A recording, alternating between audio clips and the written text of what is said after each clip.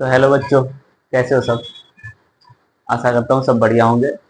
जो जहाँ जो पढ़ाई कर रहा है सब बढ़िया कर रहा होगा। अभी हमारा जो वीडियो था वो काफ़ी डिले हो गया था कुछ इश्यू की वजह से। तो अभी हम फिर वीडियो रिस्टार्ट कर रहे हैं। जहाँ से मैंने छोड़ा था वहीं से फिर रिस्टार्ट कर रहा हूँ। ठीक है। तो अब आपको जो वीडियो है रेगुलर बेसिस पे आएगी। ठीक है। तो चलो वीडियो को स्टार्ट करते हैं। अगर आप लोग चैनल पे नए हैं तो चैनल को सब्सक्राइब जरूर करना, वीडियो को लाइक शेयर और कमेंट जरूर करना है। तो हमने जो पिछले क्लास में पढ़ा था वो प्रोनाउन के ऊपर चल रहा था हमारा क्लास। अभी उसमें हमने एक प्रोनाउन का जो प्रकार होता है, काइंड्स होते हैं, उसमें से एक हमने पढ़ लिया था। प्रॉपर प्रोनाउन का पढ़ लिया था। अब हम पढ़ने वाले हैं क्या, नाउन का जो बाकी 10 में से जो बाकी हैं उनको पढ़ने वाले हैं। तो उसमें से दूसरा जो क्या आता है, डिमोन्स्ट्रेटिव प्रोनाउन आता है, यानी कि संकेतवाचक। इसमें क्या होता है, संकेतवाचक में क्या होता है कि जो प्रोनाउन किसी व्यक्ति, वस्तु या स्थान की ओर संकेत करता है, ठीक है, उसको क्या कहते हैं, डिमोन्स्ट्रेटिव प्रोनाउन कहते हैं, यानी कि संकेतवाचक प्रोनाउन कहते हैं। अब इसके अंदर क्या आता है कि दिस, दैट, दोज, ये वाले जो वर्ड होते हैं ना, ये किस में आते हैं, डिमोन्स्ट्रेटिव में आते हैं, क्योंकि ये संकेत करते हैं। जैसे कि अगर दिस का यूज होता है तो क्या दिस मीन्स होता है ये, हम ऐसे ऐसे कह सकते हैं कि दिस इज माई बुक। ठीक है। तो बुक के तरफ इशारा करने के लिए हम किसका यूज कर रहे हैं, दिस का यूज कर रहे हैं। तो वो जो दिस है वो क्या हो गया, हमारा डिमोन्स्ट्रेटिव प्रोनाउन हो गया। तो ऐसे ही इसमें आते हैं क्या, दिस, दैट, दीज, दोज।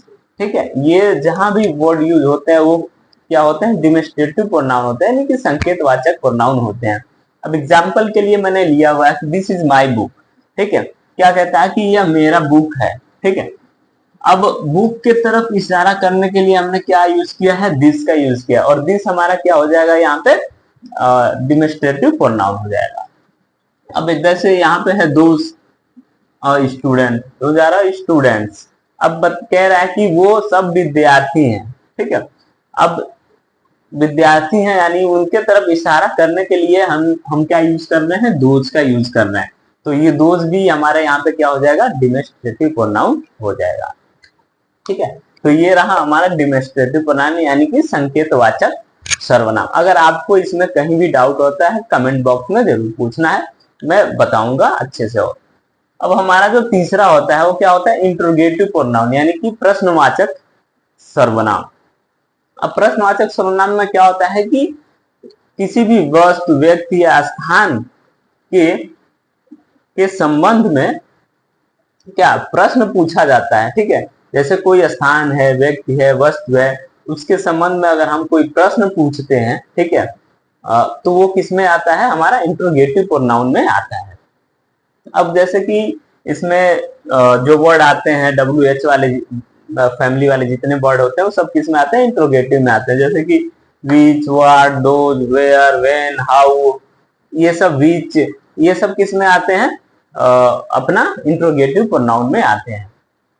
तो इंट्रोगेटिव प्रोनाउन, ये जो क्वेश्चन वाले वर्ड होते हैं, ठीक है, ये जहां भी यूज होते हैं उनको हम क्या कहते हैं, इंट्रोगेटिव प्रोनाउन कहते हैं।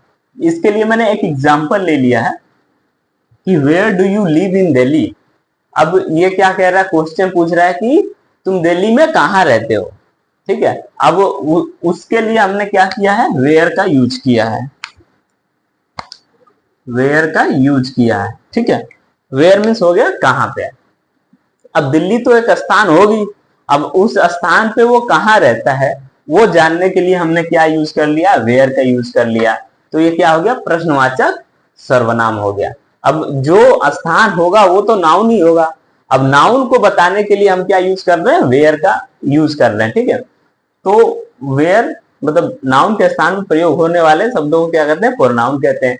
तो वेयर क्या हो जाएगा, अपना इंट्रोगेटिव प्रोनाउन हो जाएगा। वैसे ये दूसरा है क्या है, विच इज योर पेन, यानी कि तुम्हारा इनमें से कौन सा पेन है, विच इज योर पेन। ठीक है। तो जो हमारा चौथा और पांचवा होता है वो क्या होता है, relative pronoun and distributive pronoun.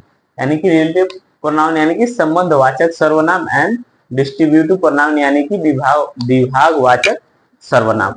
तो हमारा जो रिलेटिव प्रोनाउन होता है संबंधवाचक, इसमें क्या होता है कि जो प्रोनाउन होता है वो किसी नाउन के मतलब किसी नाउन के स्थान में प्रयुक्त होकर दो वाक्यों में संबंध प्रकट करता है। ठीक है, क्या होता है इसमें कि जो प्रोनाउन होता है वो नाउन के स्थान पर प्रयुक्त होकर दो वाक्यों में संबंध प्रकट करता है तथा अपने से पहले प्रयुक्त हुए नाउन से संबंध दर्शाता है, यानी संबंध प्रकट करता है। उसे क्या कहते हैं हम?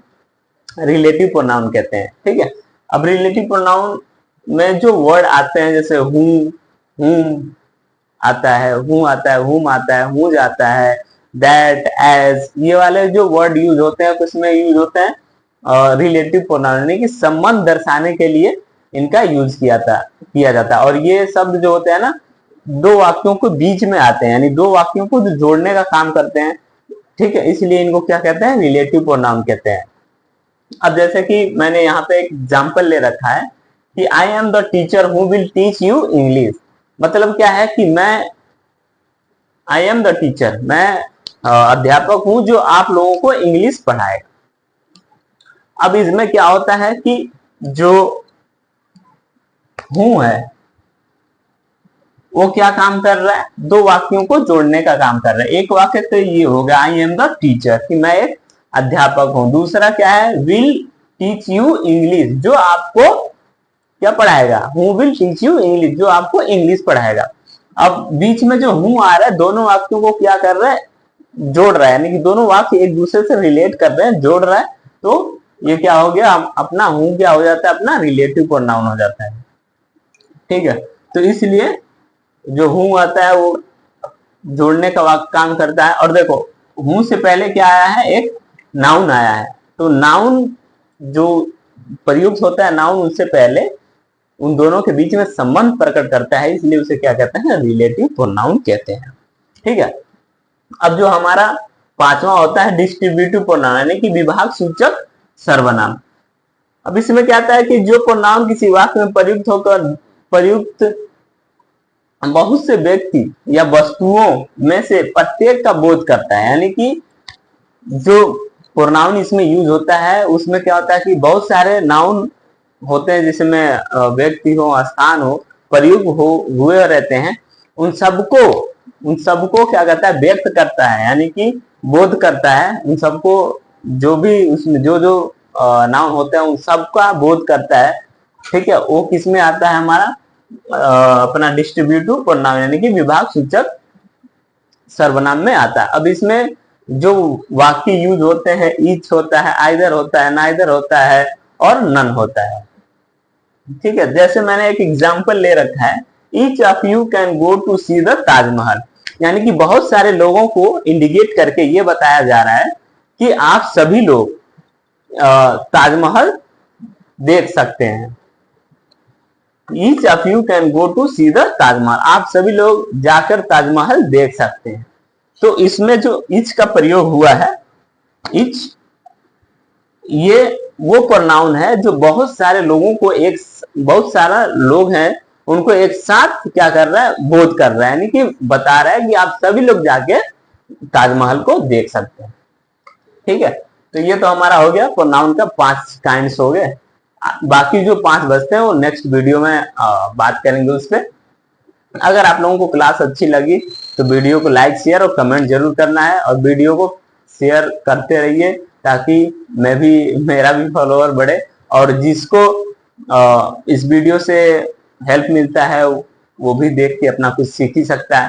ठीक है, तो आज के वीडियो के लिए इतना ही, मिलते हैं अगले क्लास में।